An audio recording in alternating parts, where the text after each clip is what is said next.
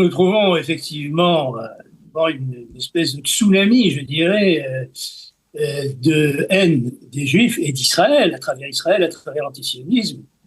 Une haine des Juifs qui ne se cache plus, universelle, mondiale, inédit, jamais atteint. Jusqu'à présent, c'était limité à certaines régions du monde, mais aujourd'hui, ça n'est plus limité à rien du tout. Et nous allons, comme chaque semaine, parler de la parashat à Shavua, parashat cette semaine, Ki Tetsé, avec notre ami David Saada. David, bonjour, merci beaucoup d'être avec nous ce matin, comme chaque semaine, avec donc dans cette paracha plusieurs sujets, et on essaye toujours avec vous de faire un lien entre la paracha, les sujets de la paracha et l'actualité. Et il y a un sujet qui donc apparaît à la fin de la paracha, c'est le sujet de Amalek, avec ce fameux passage de Amalek, sur Amalek qu'on lit aussi à Purim, et qui nous, bien entendu, rappelle ce que vivent beaucoup de personnes, de juifs qui habitent aujourd'hui à l'étranger, la haine du juif, hein. Oui, alors nous nous trouvons effectivement une espèce de tsunami, je dirais, de haine des Juifs et d'Israël, à travers l'antisionisme. Une haine des Juifs qui ne se cache plus, une haine des Juifs qui a conquis des populations qu'on croyait plus ou moins averties et épargnées, c'est-à-dire des intellectuels, des universitaires, dans tout le monde occidental, en plus de la haine des Juifs que développe le monde arabe musulman. Et donc, je crois qu'on se trouve aujourd'hui, et c'est une actualité à laquelle on ne peut pas échapper, devant un niveau de haine des Juifs universel, mondial, inédit, jamais atteint. Jusqu'à présent, c'était limité à certaines régions du monde, mais aujourd'hui, ça n'est plus limité à rien du tout. C'est-à-dire que tous les continents sont touchés par cela. Voilà. Et donc là, on est en plein dans l'actualité, et il se trouve que la Torah, avec les récits d'Amalek, sur lesquels je vais revenir en 2 secondes pour éclairer nos auditeurs, nous permet de mieux comprendre le sens de cette haine. Alors, Amalek, d'abord, c'est une peuplade qui a attaqué le peuple d'Israël alors qu'il était juste sorti d'Égypte. Il avait traversé la mer des Joncs, la mer Rouge, qu'on appelle la mer Rouge. Et donc, c'était un peuple qui sortait à peine de l'esclavage, qui avait bénéficié de beaucoup de miracles, qui est attaqué par ce peuple qui s'appelle Amalek, et qui a essayé de le détruire alors qu'il était à peine né. Et donc, pour les sages d'Israël, Amalek, c'est pas seulement un peuple qui a été ennemi d'Israël pendant des siècles et depuis l'apparition d'Israël sur l'âne de l'histoire. Amalek, c'est quelque chose, malheureusement, une fois que ce peuple est disparu, parce qu'il n'y a plus de peuple Amalek, c'est fini, depuis longtemps. Il y a par contre la haine d'Amalek qui est restée et qui est un poison qui s'est diffusé dans les nations. Et là, pour nos sages, Amalek s'identifie à ce qu'on appelle, un mot que je n'aime pas parce qu'il ne veut rien dire, l'antisémitisme. Moi, je préfère dire la haine des Juifs, la haine d'Israël. Voilà. Et donc, ce poison qui est diffusé dans les nations, eh bien, il a fait son chemin. C'est-à-dire qu'on a derrière nous plus de 2000 ans de différentes formes d'antisémitisme qui se sont déployées en Europe, dans le monde musulman notamment, et qui aujourd'hui se développent dans le monde entier. Alors donc, la question est de savoir, évidemment, il faut revenir au texte, que nous apprend ce texte sur Amalek de cette haine-là, qui est une haine véritablement vérifiable, qui est un élément de l'histoire. Et donc, on va voir que l'éclairage qu'apporte la Torah est un éclairage qui nous permet de mieux comprendre, parce qu'en général, on ne comprend pas très bien pourquoi cet acharnement contre le peuple. Amalek, le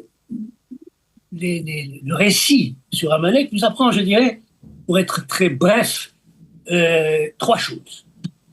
La première, la plus importante, c'est que cette haine-là n'est pas une haine, je dirais, normale, entre guillemets, si la haine est un sentiment normal. Elle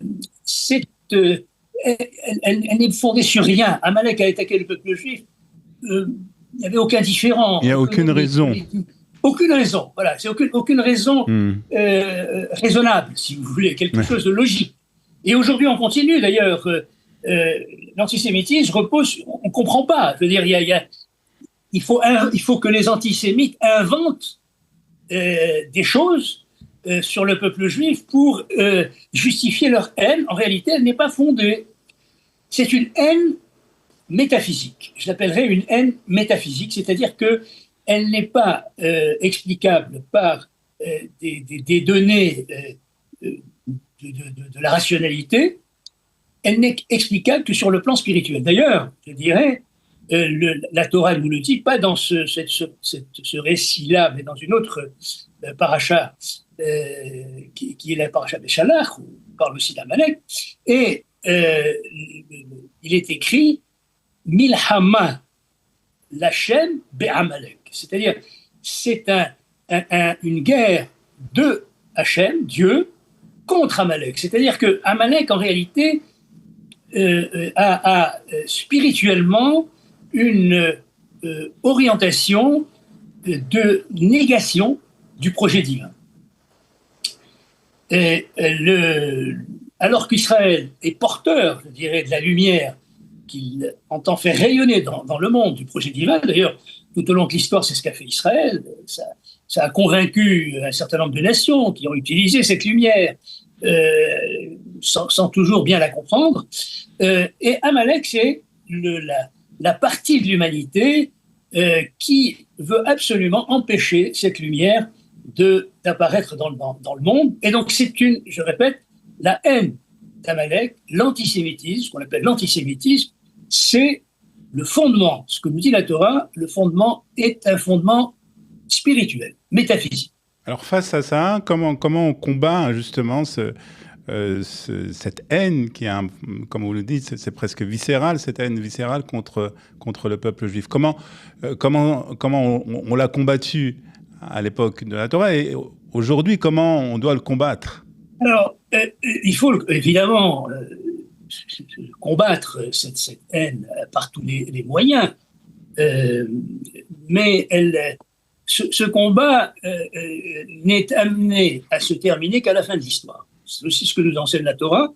C'est un combat qui nécessite, au fond, c'est un combat contre la résilience d'Israël, contre l'obstination d'Israël à faire en sorte que cette lumière divine qu'il a reçue à travers la Torah puisse rayonner dans le monde, s'installer dans le monde et rayonner. Et donc c'est une espèce d'épreuve permanente de la résilience d'Israël. Et donc, il faut le combattre, naturellement, et c'est ce qu'on fait aujourd'hui dans l'actualité. Je dirais, il y a heureusement l'État d'Israël qui combat par les armes la volonté d'extermination du peuple juif qui a la caractéristique de l'islamisme. Il faut le combattre avec des moyens juridiques dans les pays occidentaux. Donc, il faut pas baisser les bras. Mais il ne faut pas non plus croire que ce combat va faire disparaître l'antisémitisme. On l'a cru. Ah oui. Après la Shoah, que l'antisémitisme avait disparu. Il n'a pas disparu. Il n'a pas disparu. Il continuera. Il continuera jusque quoi? La Torah nous le dit. La Torah nous dit alors là, c'est encore une troisième occurrence d'Amalek à travers une autre paracha. C'est les imprécations du prophète non-juif Bilam.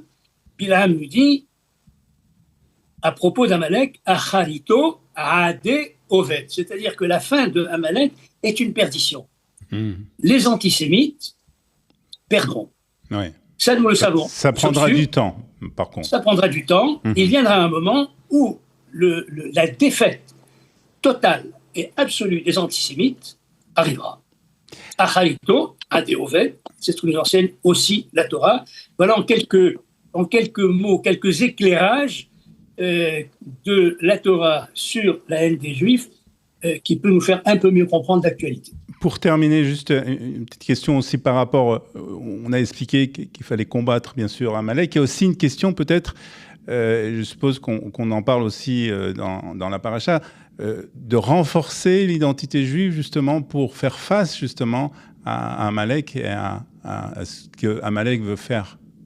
Absolument, vous avez raison de reprendre ça. Je l'ai évoqué en parlant d'épreuves pour la résilience juive. C'est ce que je voulais dire, c'est-à-dire que la vraie réponse à Amalek, c'est que le peuple d'Israël ne faiblisse pas par rapport aux attaques d'Amalek. Amalek, sa guématria est équivalente, la valeur numérique du mot Amalek est la même en hébreu que Safek. Safek, ça veut dire doute. L'acharnement d'Amalek contre le peuple juif vise aussi à introduire un doute dans le peuple juif lui-même sur sa vocation. Et donc l'épreuve, c'est de rester ferme dans la vocation du peuple d'Israël. Et donc l'éducation juive, le renforcement de l'identité juive est au fond la clé de la lutte victorieuse contre Amalek. Très bien, merci beaucoup David Sada pour toutes ces explications de la paracha Kitetsé que nous lirons ce Shabbat. Merci beaucoup d'avoir été avec nous et Shabbat Shalom déjà. Shabbat Shalom.